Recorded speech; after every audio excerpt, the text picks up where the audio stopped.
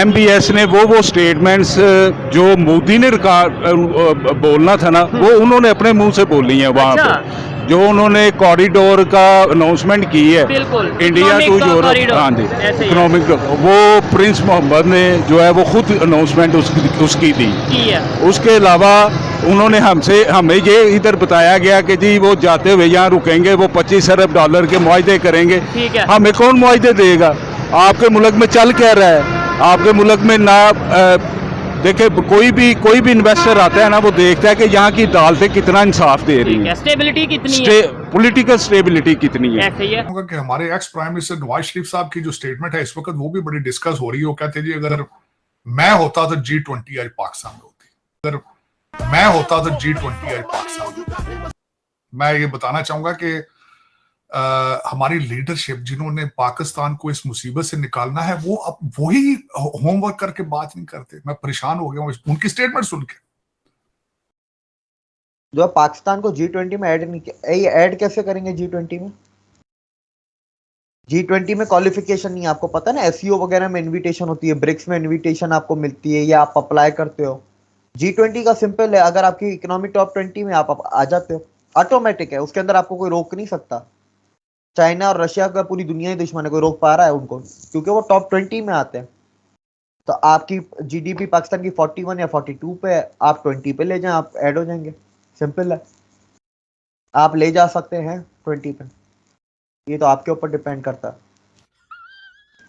अगर पाकिस्तान की बात करें दोस्तों, इस महीने हमारे मुल्क में बहुत ज़्यादा बिजली के बिल आए हैं, लोगों ने खुदकुशियाँ की हैं, वापडा हाउस के बाहर एहतजाज किए हैं, लेकिन आवाम को रिलीफ नहीं मिला। इस वक्त हमारे मुल्क में इलेक्ट्रिसिटी का इतना बहरान है कि हमारी इंडस्ट्रीज बंद हो चुकी है, आवाम बिजली के बिल अफोर्ड नहीं कर पा रही। हमारी अन्ना ने हमें यहाँ तक पहुँचा दिया है कि हमारा साथ वाला जो हमसाया देश है दूसरी कंट्रीज को सस्ती बिजली फराहम कर रहा है, लेकिन पाकिस्तान इस नेमत से महरूम क्यों है? अब तो ये तरले सुनने में आ रहा है, तरले मिनते कर रहे हैं कि जाते हुए रुक जाओ यार। अच्छा, यानी थोड़ी इज्जत रह जाए, थोड़ी इज्जत रह जाए हमारी, ठीक है। तो आपको लगता है जाते हुए भी कोई 2-4 घंटे का स्टे करेंगे? मैं कह रहा हूँ, मुझे तो ये लग रहा है कि जाते हुए उन्होंने कहना मैं सो गया था, जब मैं पाकिस्तान के ऊपर से गुजर रहा था मैं सोया हुआ था, तो मुझे पता ही नहीं चला पाकिस्तान गुजर गया था। ठीक है, तो मैं सऊदी अरब और हम देख रहे हैं कि इंडिया के जो बॉन्ड है बड़ा स्ट्रॉन्ग बन रहा है। पहले इकोनॉमिक कॉरिडोर लॉन्च किया, उसके बाद जो है ये इलेक्ट्रिसिटी का एक बहुत बड़ा कॉन्ट्रैक्ट साइन किया,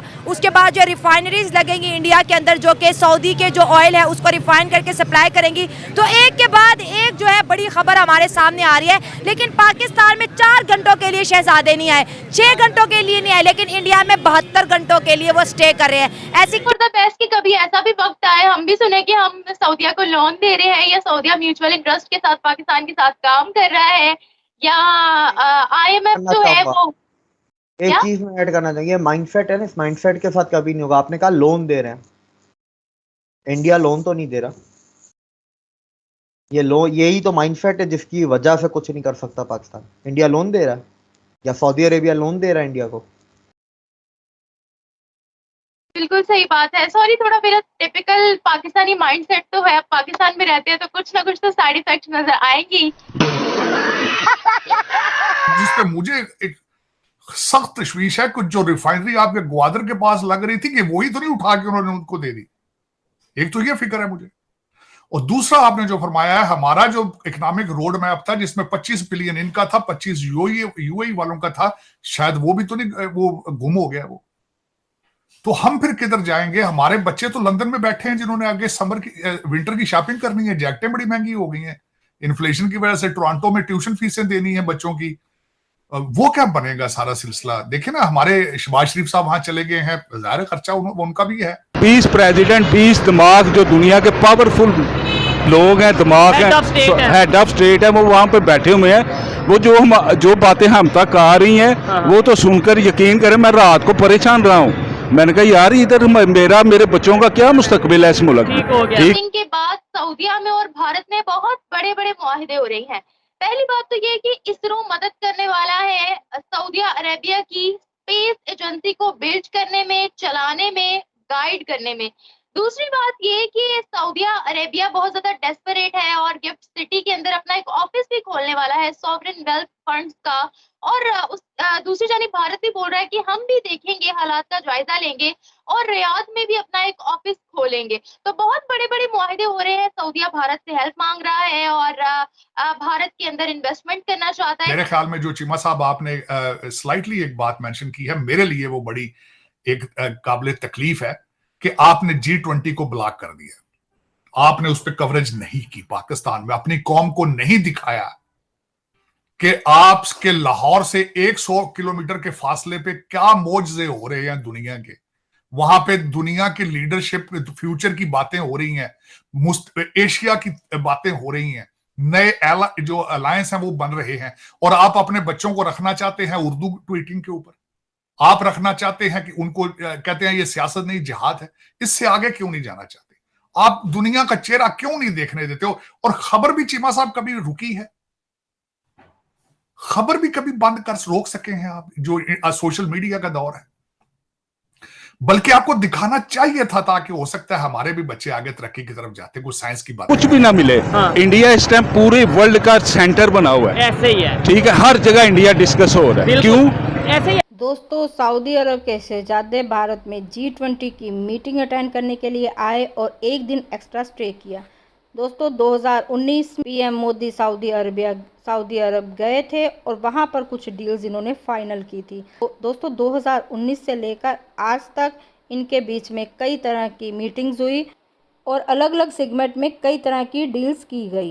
इसको फाइनली G20 की मीटिंग में अंजाम दिया गया, जिसे देखकर दोस्तों पाकिस्तानी हैरान और परेशान हो गए हैं, क्योंकि सऊदी के प्रिंस पाकिस्तान जाकर उन्होंने $20 बिलियन का लोन देना था और उन्हें अब ये डर सता रहा है कि कहीं उनका लोन कैंसिल ना हो जाए, क्योंकि उन्होंने भारत के साथ बड़ी मोटी मोटी डील्स की हैं।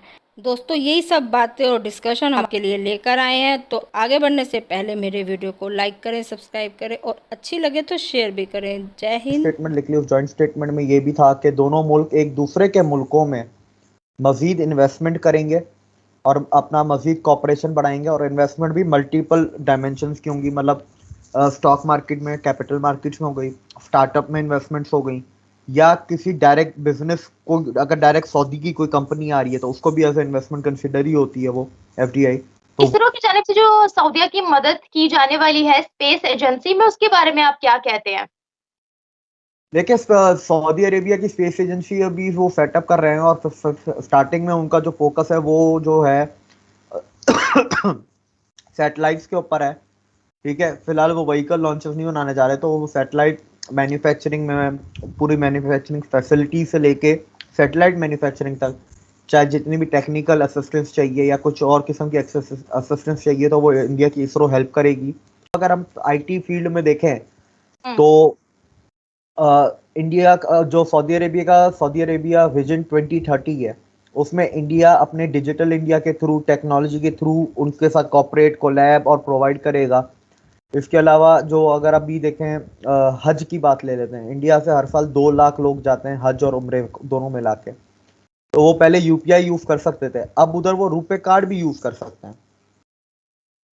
तो ये भी वो अच्छा। उसके अलावा इंडिया की काफ़ी पब्लिक टेक्नोलॉजीज हैं जो ऑफर की गई हैं। जाहिर सी बात है वो नियर फ्यूचर में हमें पता चल जाएगा कि कौन कौन सी ऑफर की हैं और वो कब कब आ जाए, सऊदी अरेबिया कौन कौन सी लेके जाएगा और कौन कौन सी ऑफर की गई हैं, तो हमें वो नियर फ्यूचर में पता चल जाएगा। इसके अलावा देखें, वाइड रेंज ऑफ टॉपिक्स पे हुआ है। अगर टेक्नोलॉजी की अगर एक और साइड पकड़ लें तो इंडिया अपने IITs खोलने वाला है। IIT, IIM और कुछ और प्रपोज्ड, जो इंडिया के प्रपोज्ड इम्पोर्टेंस इंस्टीट्यूशंस हैं, उनमें से IIT, IIM तो जा ही रहा है, उसके अलावा भी शायद कुछ और भी जा सकते हैं सऊदी अरेबिया में। तो ये बात भी जॉइंट स्टेटमेंट में लिखी हुई है। इसके अलावा जो लॉजिस्टिक और ट्रांसपोर्ट सेक्टर में, चाहे वो सॉफ्टवेयर की टेक्नोलॉजी चाहिए हो या टेक्निकल असिस्टेंस की टेक्नोलॉजी चाहिए, टेक्निकल टेक्नोलॉजी, वो भी इंडिया प्रोवाइड करेगा। सऊदी अरेबिया के अंदर जो लॉजिस्टिक और ट्रांसपोर्ट, चाहे वो एयर ट्रांसपोर्ट हो चाहे वो सी ट्रांसपोर्ट हो, दोनों की मिला के। बिल्कुल सही है दिव्य। तो बहुत बड़े बड़े हो रहे हैं और सऊदीया के क्राउन प्रिंस ने पाकिस्तान आने से मना कर दिया, अपना विजिट कैंसिल कर दिया। लेकिन भारत की अगर बात करें तो भारत के साथ वो ट्रेड को बढ़ाने में, बिजनेस करने में बहुत ज्यादा डेस्परेट इस वक्त दिखाई दे रहा है, जिस तरह के ज्यादा मुआहिदे हमें नजर आ रहे हैं भारत के साथ। देखिए वो तो लेन देन की बात है ना, पाकिस्तान आके दे ही नहीं करना है, उधर तो लेन देन है, इंडिया भी दे रहा है वो भी दे रहे हैं, दोनों एक दूसरे के साथ कर रहे हैं।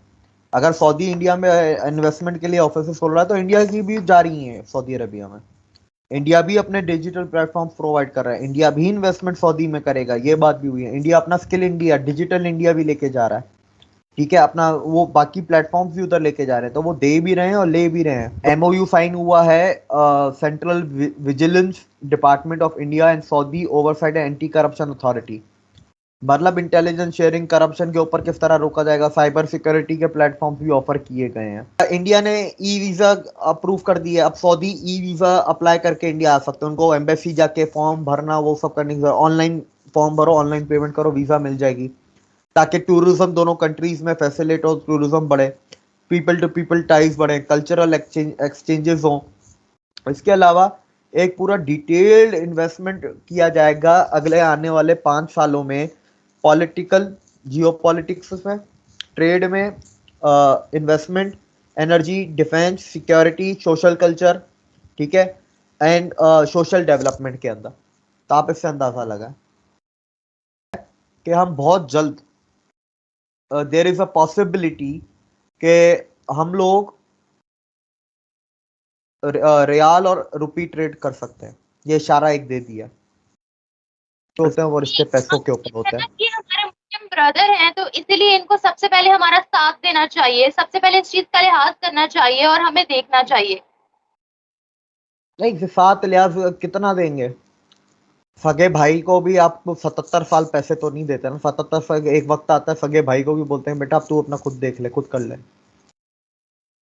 तो अगर पहली बात चले, मैं पाकिस्तान की ये बकवास नॉनसेंस इमोशनल बात को भी उठा लेता हूं, तो भी आप सगे भाई को भी देते हैं 77 साल और बदले में आप कुछ भी ना दें, आप बदले में देना शुरू करें, सऊदी अरेबिया आपके पास आ जाएगा इंडिया को छोड़ के। आप म्यूचुअल इंटरेस्ट क्रिएट करें ना।